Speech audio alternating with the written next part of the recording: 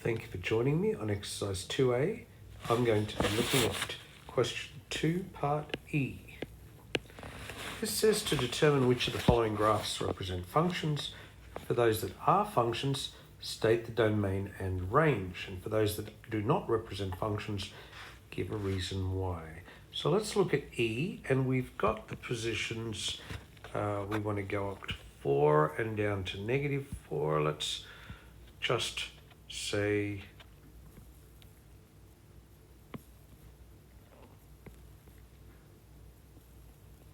so let's go 2, 4, up to 2, 4, back to -2, -4, and down -2, -4. Let's do the positions we've got. We've got positions -4, -3. So we've got that position here. We've got -3, -2. So there's a position, there's a point. We've got -1, -1. We've got -2, 2. We've got nothing on the y-axis. We've got 1, 1 and 2, 0.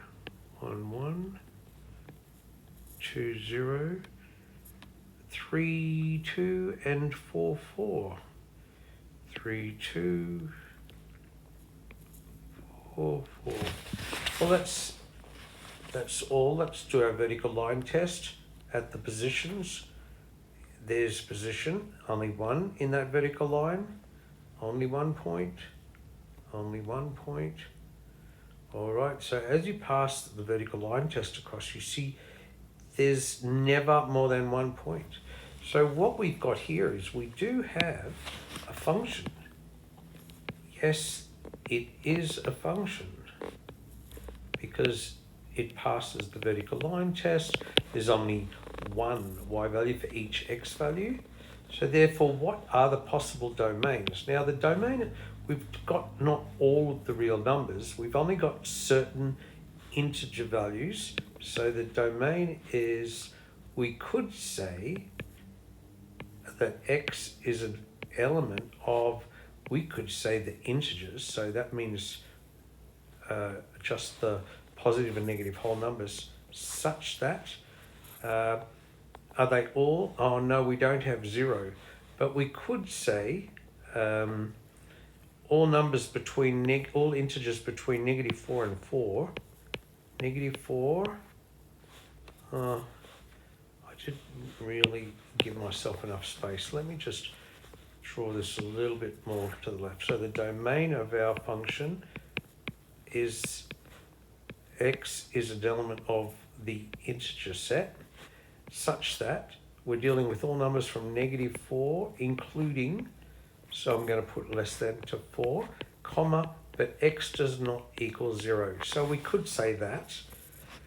We could say that the domain is, we could just list them. It makes it probably easier. -4, -3, -2, -1, 1, 2, 3, 4.